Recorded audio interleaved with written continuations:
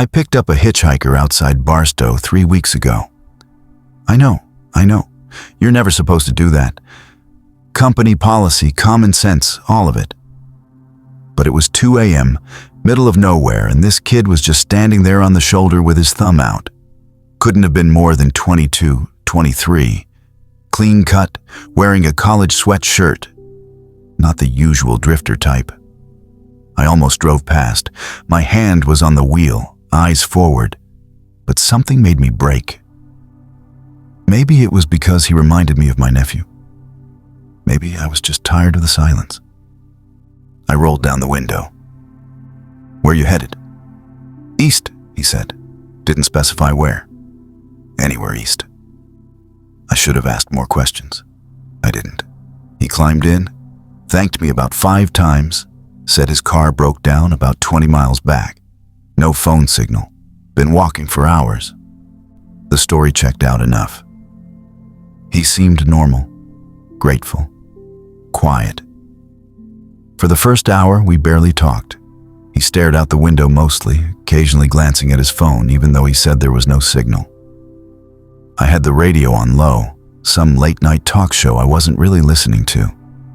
Just background noise. Around 3 a.m., he asked if I minded if he ate something. I said no problem. He pulled out a sandwich from his backpack. White bread, lunch meat, nothing special. But the way he ate it, I don't know how to describe this without sounding crazy. It was methodical. He took identical bites, chewed exactly 15 times. I counted without meaning to. Every single bite. 15 chews. I told myself I was imagining patterns where there weren't any. People eat weird. I eat weird when I'm alone. No big deal. But then he started watching me. Not obviously. Not staring, just these little glances. At first I thought he was checking the speedometer or looking at the road. But no, he was watching my hands on the wheel. My face, the mirrors when I checked them. "You make this drive often?" he asked. 3 times a week, I said. Been doing it for 6 years. "Same route?" "Mostly, yeah." He nodded slowly. Wrote something in a small notebook I hadn't noticed before. The kind with the black cover, spiral binding. I tried to see what he was writing, but he angled it away. "Keeping a journal?" I asked, trying to sound casual. Something like that. The way he said it, flat, no inflection, made my stomach tighten. We drove in silence for another 30 minutes. I kept the radio on. He kept glancing at that notebook, flipping back through pages occasionally. I saw names. Dates, maybe. Couldn't make out details. Around 4 a.m., he asked if I had any family. "Yeah," I said. "Wife, 2 daughters. You see them much? With the driving?" "Weekends mostly. Sometimes I'm gone for..." "Where do they live?" The question came too fast, too eager. "Why?" I asked. He smiled, just making conversation. But I didn't answer. Something about the way he asked, it wasn't curiosity, it was collecting. That's when I noticed his backpack was open, just slightly. And inside, I could see plastic zip ties. A whole bundle of them. The heavy-duty kind. And what looked like duct tape. My heart started hammering. I kept my eyes on the road, tried to keep my breathing normal. Maybe he was a contractor. Maybe he used them for work. There could be 1,000 innocent explanations. "You okay?" he asked. "You seem tense." "Just tired," I said. He leaned back in his seat, stretched. "How much longer are you driving tonight?" "Few more hours." "You ever pick up hitchhikers before?" The question hung in the air. "No," I said. "You're the first." He smiled again. "Lucky me." I saw a rest stop sign coming up. 2 miles. I needed to get him out of my truck. My phone was in the cup holder between us. I couldn't reach for it without him noticing. I need to pull over for a bit, I said. Grab some coffee. Sure, he said. I could use a stretch. As we pulled into the rest stop, the lights were mostly out. Only 2 other trucks in the lot, both dark. The main building looked closed. There was one flickering light over the bathroom entrance. I parked away from the other trucks. Don't ask me why. Instinct, maybe. I'll just be a minute, I said.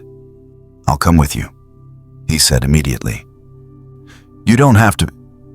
I need to use the restroom anyway. We walked across the parking lot together. His footsteps matched mine exactly. When I slowed down, he slowed down. When I sped up, he sped up. The bathroom was empty, fluorescent lights buzzing, smelled like piss and industrial cleaner. I went to a urinal. He went to the one right next to mine. There were 4 others, all empty, but he chose the one right next to me. I finished fast, went to wash my hands. In the mirror, I watched him. He wasn't using the urinal. He was just standing there, waiting. You all right? I asked. Yeah, he said. Didn't turn around. Just thinking. I dried my hands, walked toward the door. He followed. Back in the parking lot, I made a decision. You know what? I said. I'm going to catch a couple hours of sleep. There's a motel about 10 miles up. I can drop you there if you want. I'd rather keep going, he said. I'm really tired, man. Not safe. I can drive if you want. That's not. I can't let you drive the truck. He stopped walking. We were about 20 feet from my rig. Why not? His voice changed, harder. Company policy, insurance. He stared at me. The parking lot light cast half his face in shadow. You're lying, he said. I'm not. You've been scared since you saw my bag.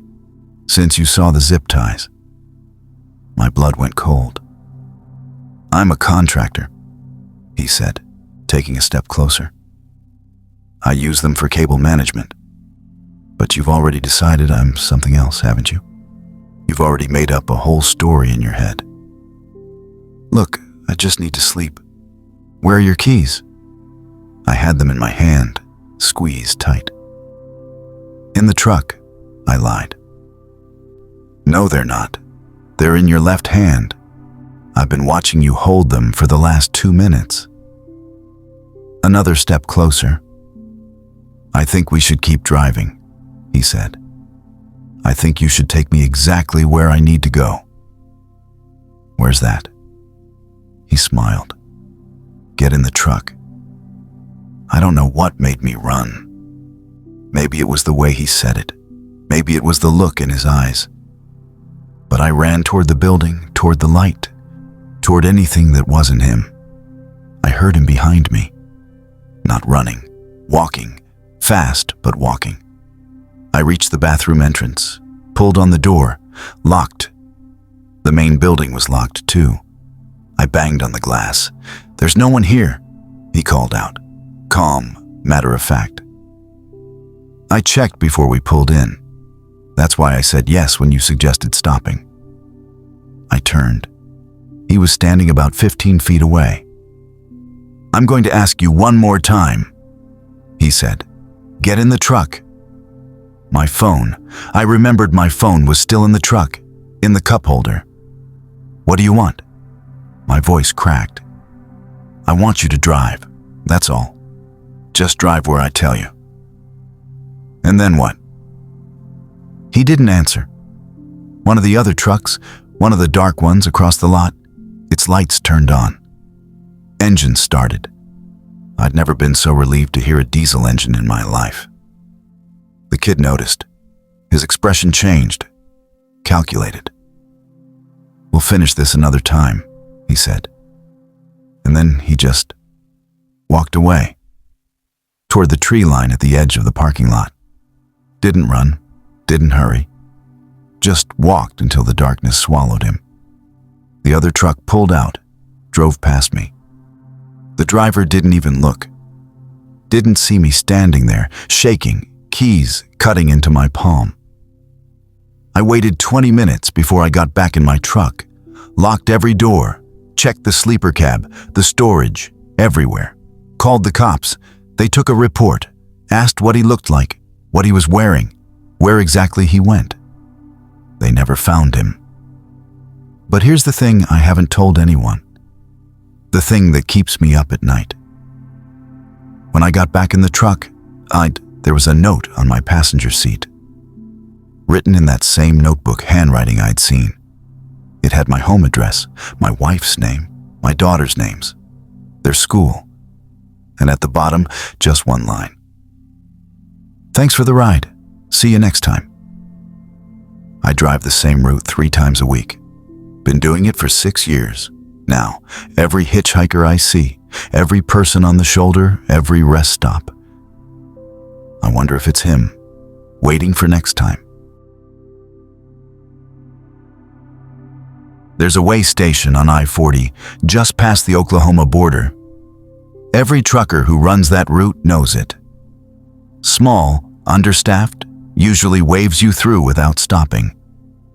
I've passed it probably 300 times in the last 4 years. Last month, they didn't wave me through. It was around 11 p.m. Late run, behind schedule, trying to make up time. I saw the lights up ahead, the way station sign, the arrow pointing to the right lane. The scale lights were on, which was unusual for that time of night. But whatever. Sometimes they do random checks. I slowed down, pulled onto the scale, waited for the light to turn green or the speaker to crackle. Nothing happened. I waited another minute. Still nothing. Then the speaker clicked on. Truck 447, proceed to Bay 3 for inspection. Bay 3, that meant they wanted to check my load. Cargo inspection. I'd had them before, usually took 20 minutes. Paperwork check, visual inspection, done. Annoying, but part of the job. I pulled forward into Bay 3. It was around the back of the main building, away from the scale. The whole area was lit by these yellow sodium lights that made everything look sickly. No other trucks around, just mine. I killed the engine, grabbed my paperwork, climbed down. The bay door was open. Inside, I could see a guy in a reflective vest standing next to a clipboard. He waved me over. Evening, I said. Got pulled for inspection? He didn't say anything, just gestured at the clipboard. I looked down. It was blank. You need my manifests? I asked.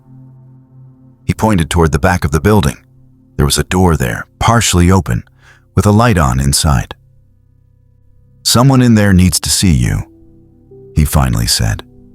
His voice was flat, rehearsed. About what? Just go inside. They'll explain. I should have asked more questions. Should have demanded to know what was happening. But you don't argue with DOT officials, you know? You cooperate, get it done, get back on the road. I walked to the door, pushed it open. It was an office, small, windowless. Metal desk, 2 chairs, filing cabinet, fluorescent light buzzing overhead. But no one was inside. Hello? I called out. Behind me, I heard the bay door close. The metal rolling sound echoed. I turned around. The guy in the vest was gone. I tried the door I'd come through, locked, from the outside. Hey, I banged on it. Hey, what the hell? No answer. I tried my phone, no signal. Not even 1 bar, which didn't make sense. I'd had 3 bars in the cab 2 minutes ago.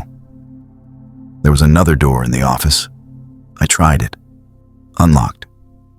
It led to a hallway. Concrete walls, more yellow lights, no windows.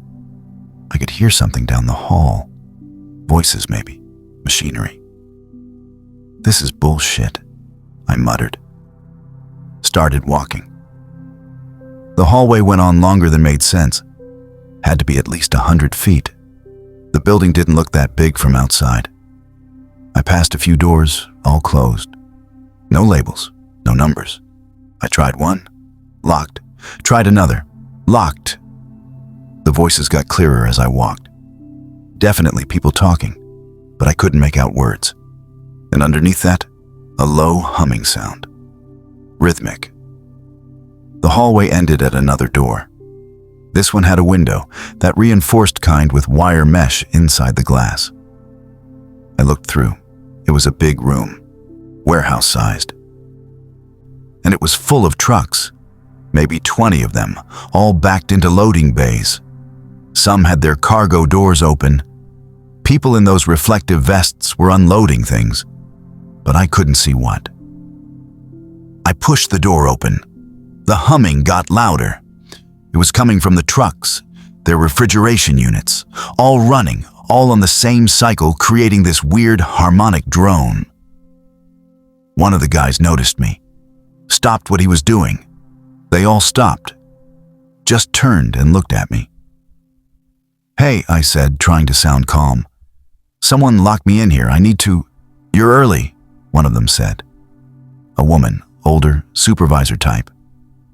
"Early for what?" "Bay 3. You were supposed to wait in Bay 3. I was in Bay 3. Then someone sent me inside. "Who sent you?" "Guy in a vest. He said, 'We don't have anyone working the bays tonight.'" I stared at her. "What?" She exchanged looks with the others.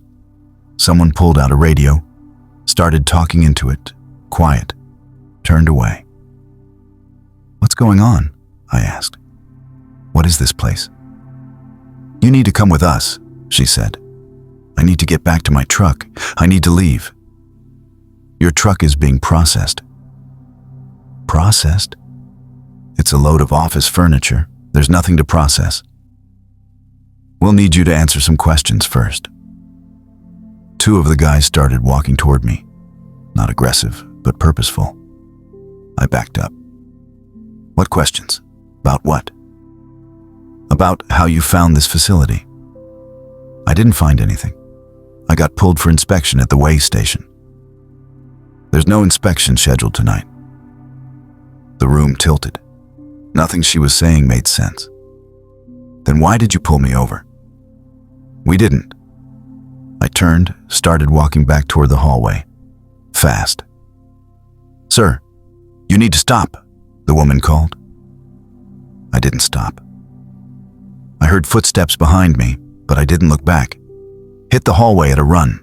The door I'd come through, the one that led back to the office, was still ahead. I could see it, maybe 30 feet, 20 feet. The lights went out. Complete darkness. I stopped, disoriented. Heard the footsteps behind me stop too. Then, emergency lights kicked on.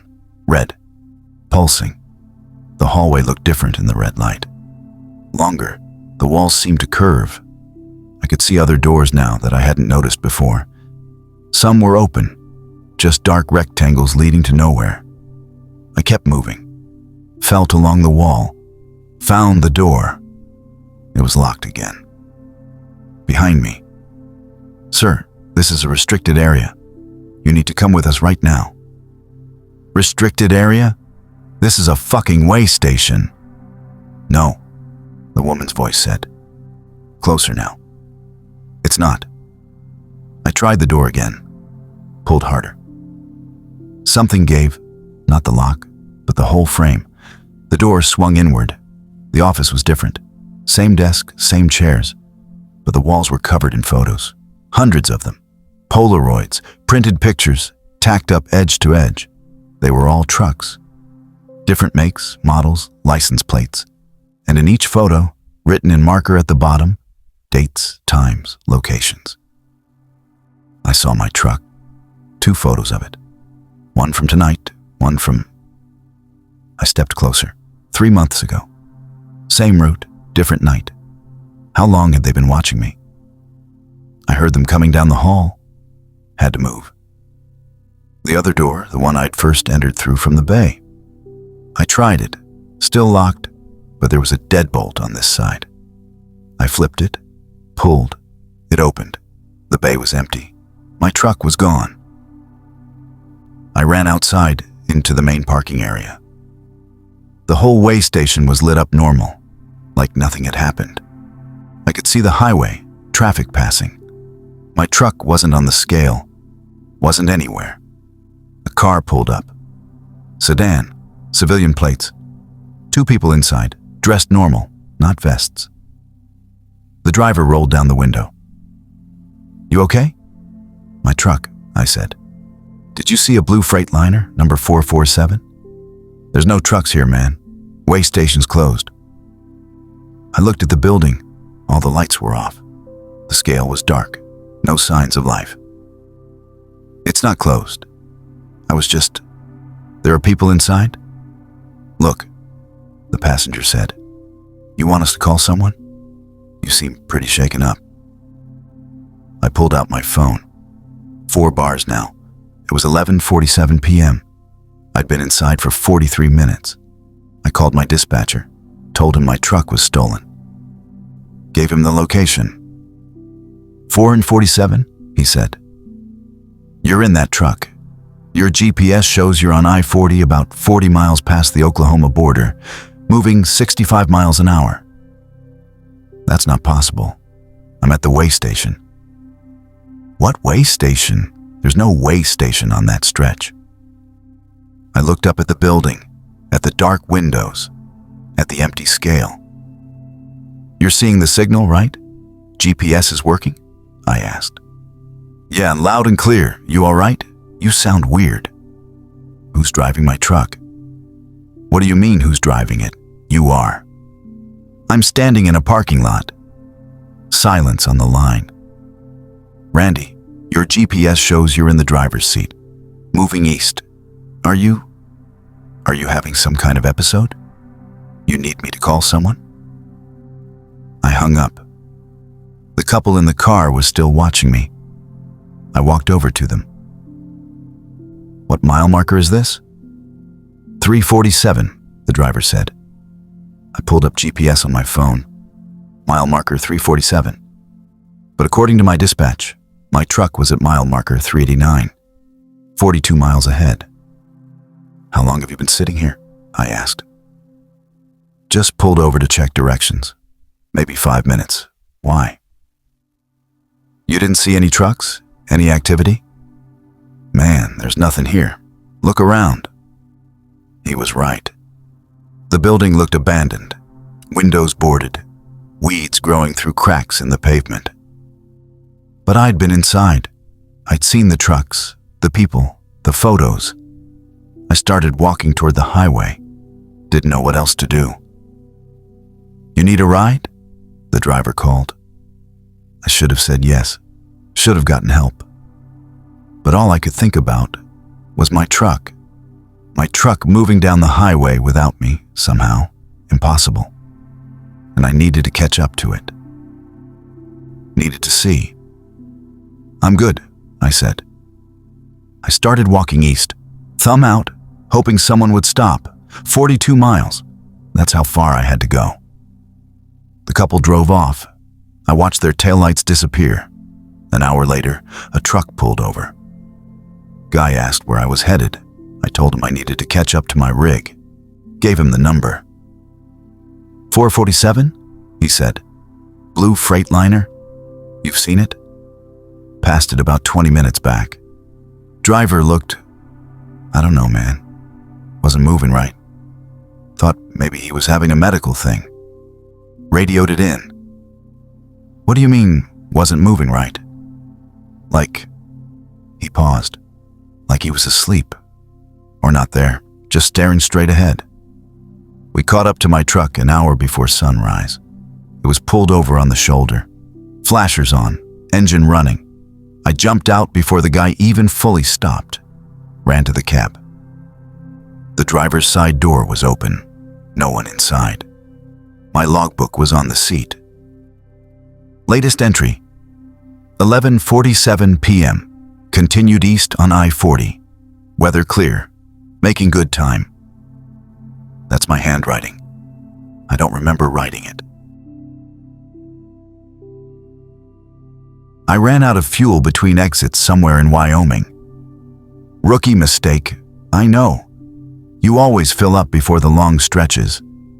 But I'd been running numbers in my head, convinced I could make it another 60 miles to the next truck stop. Cheaper fuel, better coffee. Worth the risk. Wasn't worth the risk. The engine started sputtering around 2 a.m.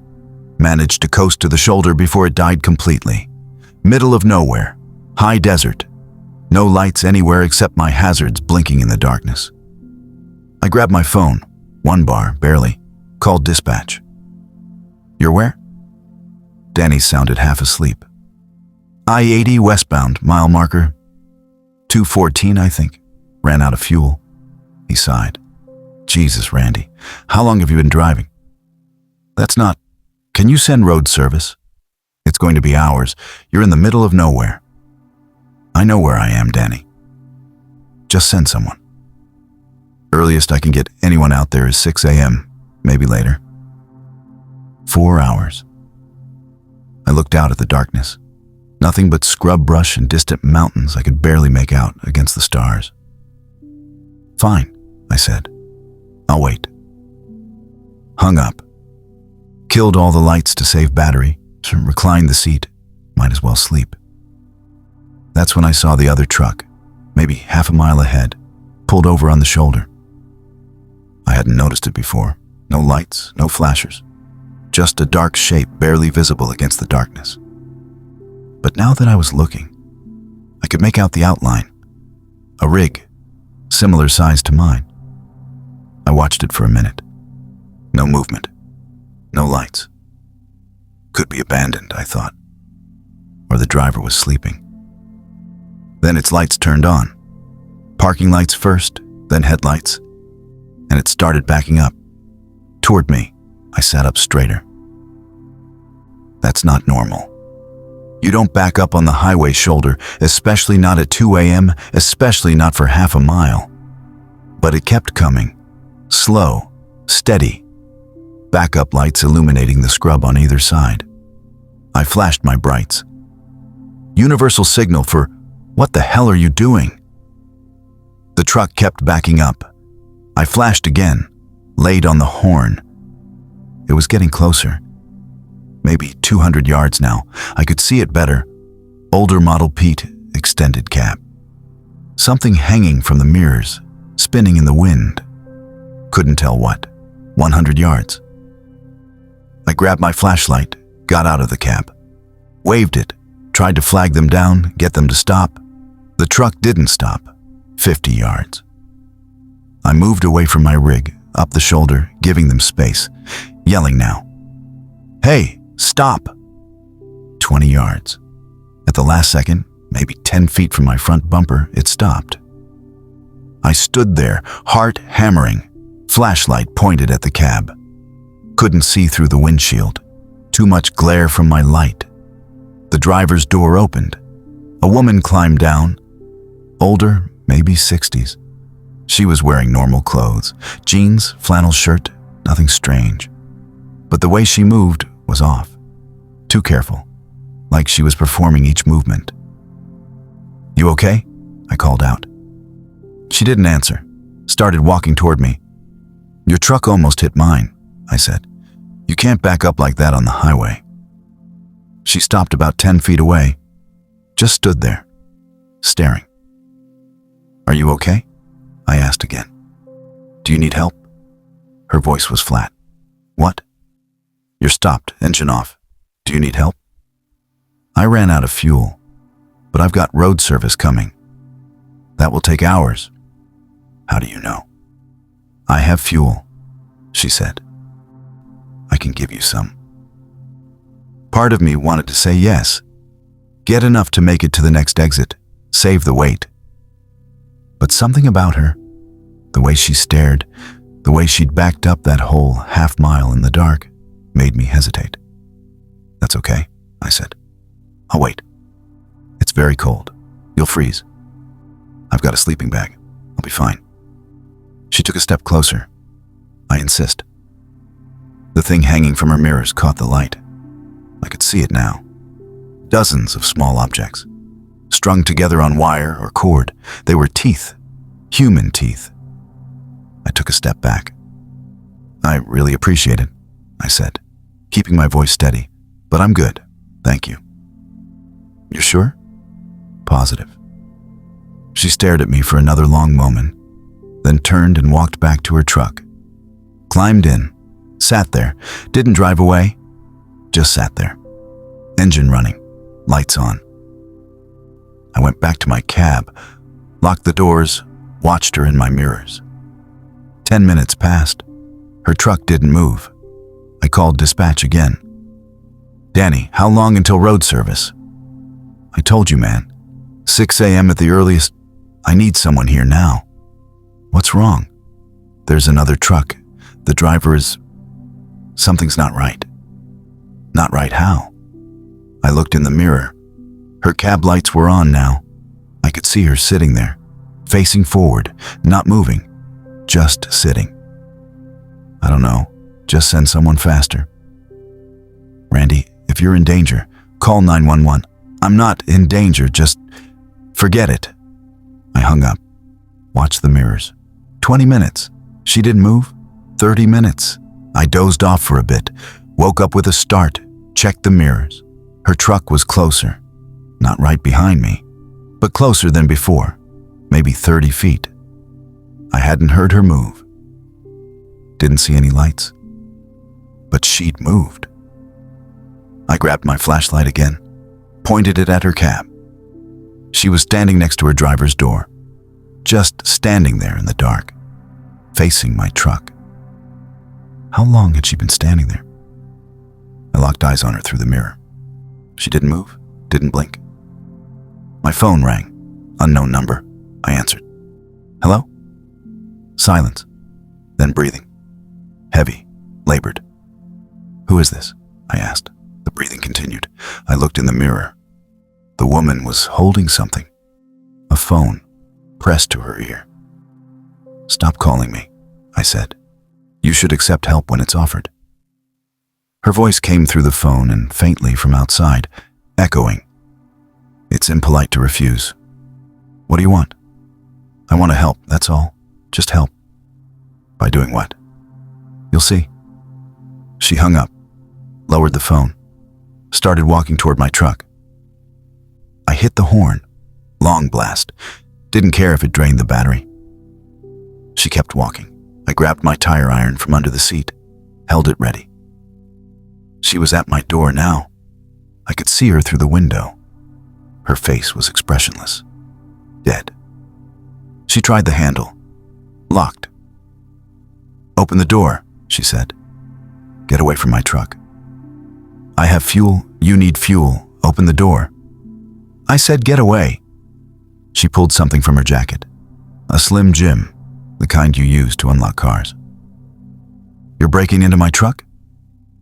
She didn't answer. Started working the Slim Jim into the door frame. I called 911. "I need police. I-80 westbound, mile marker 214.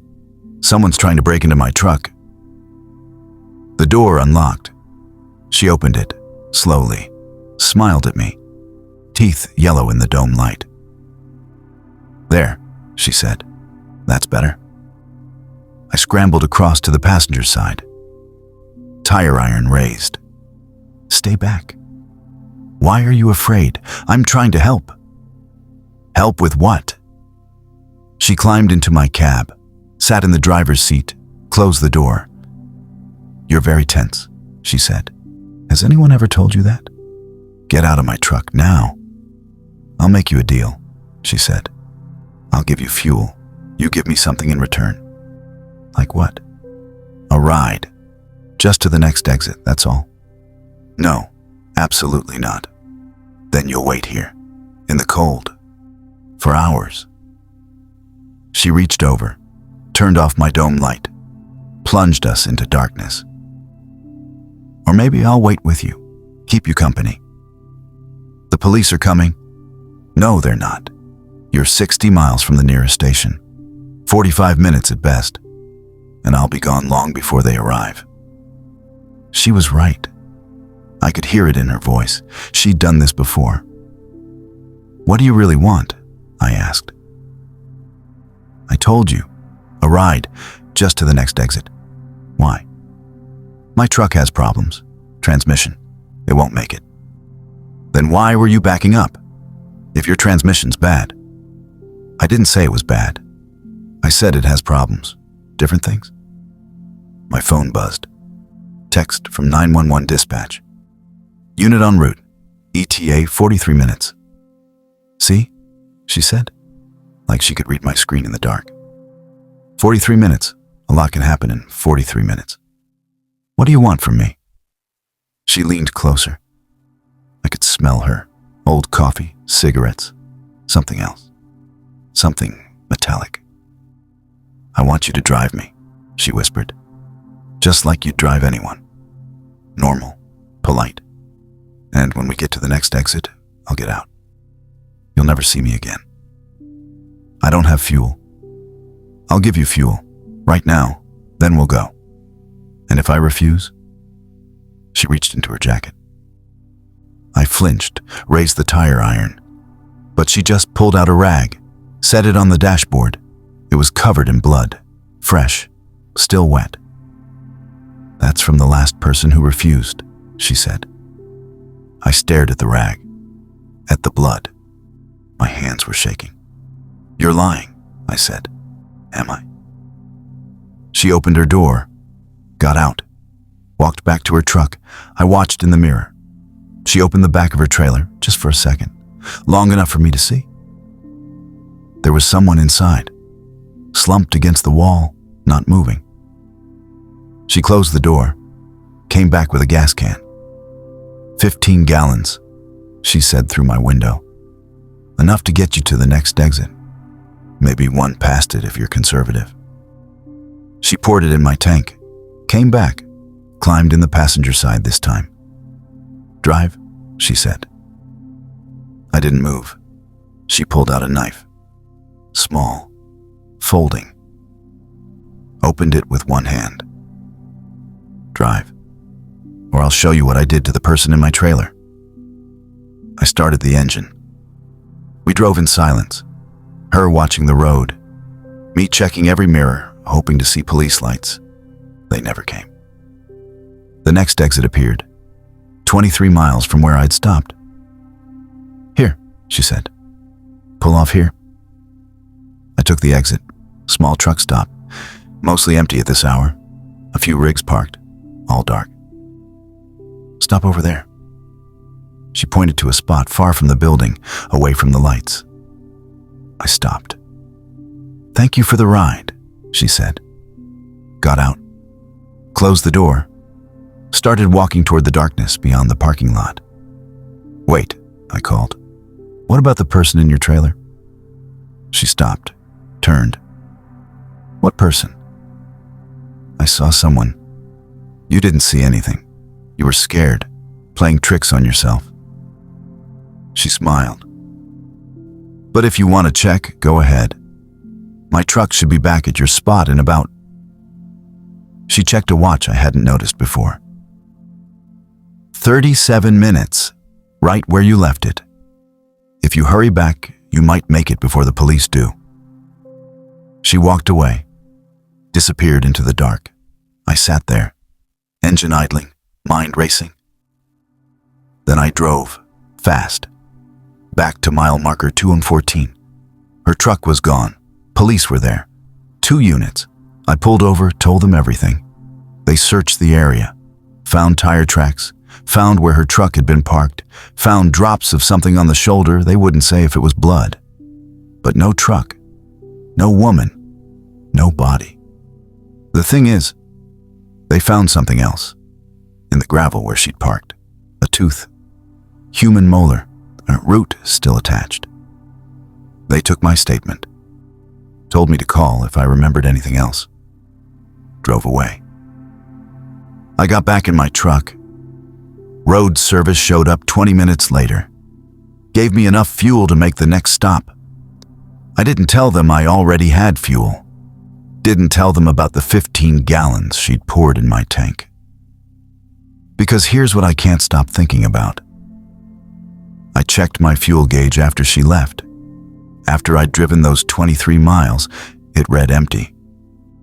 Same as before she poured anything in. Like she never gave me fuel at all. Like I'd driven those 23 miles on nothing.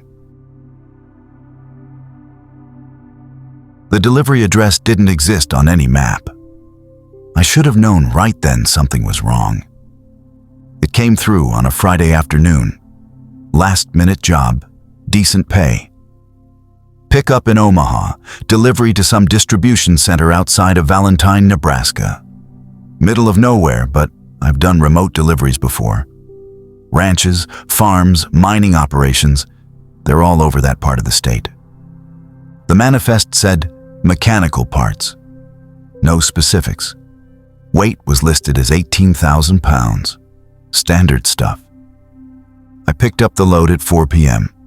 Warehouse District, South Omaha. The guys loading were quiet, efficient, didn't make eye contact, sealed the trailer themselves, which was unusual. Usually they let the driver verify the count, but whatever. I had the paperwork, had the seal number, good to go. Hit the road by 5:30, should have been a 6-hour drive. Straight shot up Highway 20, then some county roads. GPS said arrival time 11:45 p.m. The first weird thing happened around sunset. I was maybe 2 hours in north of O'Neill when my GPS recalculated. Same destination, but a different route. Added 40 minutes. Took me off Highway 20 onto a state road I'd never heard of, Route 137. I tried to override it. Input the original address again. Same thing, Route 137. I called dispatch. Hey, you got the address for this Valentine delivery? Papers shuffling. Yeah, 4755 County Road W. Why? GPS is taking me on a weird route. Follow the GPS. Client was specific about the approach road. Specific how? Didn't say, just said to use GPS routing. Is there a problem? I looked at the route. It went way out of the way. Looped around through basically empty land. No problem, I said. Just checking. Call when you're 30 minutes out. Client wants advance notice. I followed Route 137, paved for the first 10 miles, then it turned to gravel, then dirt, then barely a road at all, just 2 ruts through grassland. The sun was fully down now. No moon. My headlights showed nothing but prairie on both sides. No houses, no lights, no other vehicles. At 10:15, the GPS said, in 1 mile, turn right onto unmarked road. Unmarked road, in the middle of nowhere. I slowed down, watching for the turn. Almost missed it. Just a gap in the fence line, 2 posts with no gate. The ruts continued through. I turned. The road got worse. Rocky. My truck bounced hard over the uneven ground. I was going maybe 10 miles an hour, barely crawling. Then my headlights caught something ahead. A building, low, rectangular. Concrete or cinder block. No windows. Just a loading dock with a single light above it. I got closer. The place looked abandoned, weeds growing around the foundation, paint peeling. But the light was on and I could see a door next to the loading dock. My GPS said, "You have arrived." I parked, left the engine running, grabbed my flashlight and the paperwork, climbed down. The wind was strong out here, nothing to block it. I could hear it whistling through gaps in the building's walls. I walked to the door, knocked, no answer, knocked again. Delivery for 4755 County Road W. Nothing. I tried the handle. Unlocked. The door swung open. Inside was dark. My flashlight beam showed a small office, desk, file cabinet, phone on the wall. Everything covered in dust. No one had been here in months, maybe years. "Hello?" My voice echoed. I went back outside, walked around the building. No vehicles, no equipment, no signs of activity. I called dispatch. "Yeah, I'm at the delivery address. There's nobody here." What do you mean nobody's there? I mean, the place looks abandoned. There's no one to receive the shipment. Hold on. More paper shuffling. Client said someone would be there to meet you. Well, they're not. Did you call the contact number? What contact number? Should be on your manifest. Bottom right.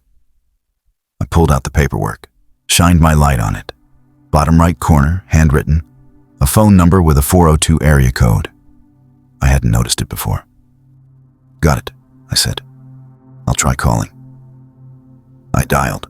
It rang once, then clicked to voicemail. No greeting, just a beep.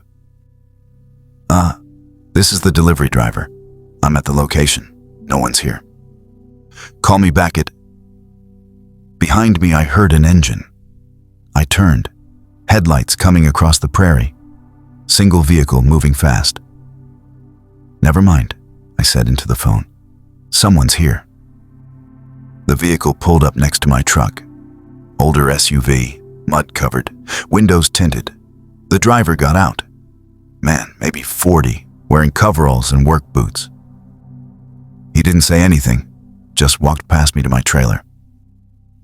You're the contact? I asked. He ignored me. Walked around the trailer, checking the seal. Wrote down the number on a pad he pulled from his pocket.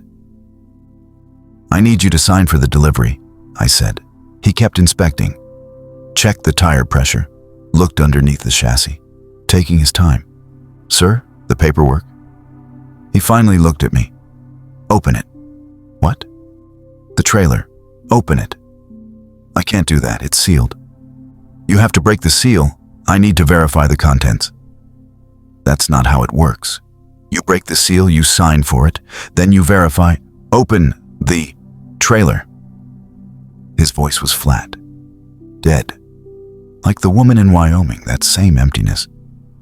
I don't have authorization to... He pulled out a knife, bigger than the woman's. Hunting knife, 8-inch blade. Open it, or I'll open you. My hands were shaking as I unlocked the trailer doors. Broke the seal myself. Pulled the doors open. Inside were crates, maybe 30 of them. Wooden, stamped with numbers. No markings otherwise. Manifest says mechanical parts, I said. That's all I know. He climbed into the trailer. Started checking the crates, prying lids open with a crowbar he'd brought. I couldn't see what was inside from where I stood, but I heard him counting. Heard him moving things around. How many pickups did you make? He called out. Just one, Omaha. Anyone else touch these? No, it was sealed when I picked it up. You stopped anywhere? Just fuel and... Where? O'Neill, quick stop. Maybe 20 minutes. He stopped moving. Did you leave the truck? Just to pay for fuel. I was gone maybe 5 minutes. He jumped down from the trailer, moved faster than I expected, grabbed my shirt. Did anyone go near your truck? Anyone at all? I don't know. I was inside. You stupid son of a bitch. He shoved me back. You left it unattended. For 5 minutes. It was locked. He pulled out his phone, made a call. Spoke too quiet for me to hear. Hung up. Unload it, he said. What? Unload everything into the building, now. That's not my job. I deliver. You unload. He pointed the knife at me. You unload, or I tell them you compromise the shipment. You know what they do to drivers who compromise shipments? Who's they? Who are you working for? He didn't answer. Just pointed at the crates. I started unloading. Each crate weighed maybe 50 pounds. Awkward to carry, but manageable. I hauled them one by one into the building, stacking them in what used to be the office. It took 45 minutes. He watched the whole time. Never helped. Just stood there with the knife. When I finished, he checked each crate again, counted them, wrote notes on his pad. 30 crates, he said. Should be 32. That's what was loaded. I didn't. Shut up. He made another call. This conversation was longer.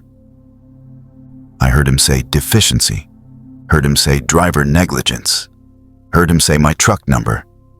He hung up, looked at me. They want to talk to you. Who does? He handed me his phone. I put it to my ear. Hello? A voice, distorted. Could have been male or female, electronically altered. You lost 2 crates. I didn't lose anything. Everything that was loaded is here. You stopped in O'Neill, left the truck unattended. Someone accessed your trailer. That's impossible. It was locked. The seal was intact. Seals can be replicated. They took 2 crates, replaced the seal. You never noticed. My stomach dropped. How would they even? Because you were careless. Because you left a high-value shipment unguarded.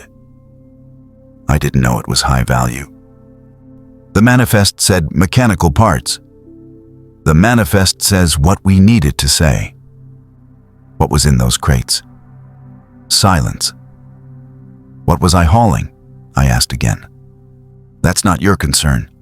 Your concern is the 2 crates you lost. Combined value, $600,000. I almost dropped the phone. 600. You're liable. Standard contract clause. Didn't you read your paperwork? I had, but it was a standard contract. Normal liability terms. Nothing about...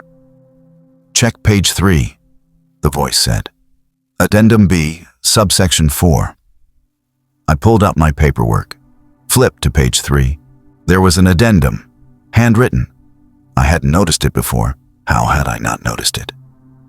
Driver assumes full liability for cargo loss due to negligence. Reimbursement required within 30 days. I can't pay $600,000, I said. Then you'll work it off. Work it off how? More deliveries, like this one. You'll be contacted with details. And if I refuse? We know where you live. We know where your family lives. We know your daughter goes to Lincoln Southeast High School. We know your son works at the Walmart on Cornhusker. My blood went ice cold. Don't threaten my family. It's not a threat. It's information. Make sure we don't have to use it. The line went dead. I handed the phone back to the man. He pocketed it. Welcome to the network, he said. You'll get your next job in 72 hours. Be ready. I'm not doing anything else for you people. Yes, you are. Unless you want your kids to disappear. He got in his SUV, drove away, left me standing there in the dark with an empty trailer and a knot in my stomach. I got back in my truck, drove away from that building as fast as I could, called dispatch when I got back to a real road. Yeah, delivery's done, signed and sealed. Great. You sound weird. Everything okay? Fine, just tired. I wasn't fine. That was 3 weeks ago. They haven't contacted me yet. No calls, no texts, no visits. But yesterday, I found something in my cab. Must have been left when I was fueling up. An envelope, no name, no markings. Inside was a new manifest. Another delivery. This one from Lincoln to somewhere in South Dakota. Pickup date, tomorrow. And at the bottom, a note. Don't be late. Don't be careless. We're watching. I haven't decided yet if I'm going to do it. But I keep thinking about my daughter, about my son, about that voice on the phone. $600,000, 30 days. The math doesn't work in my favor.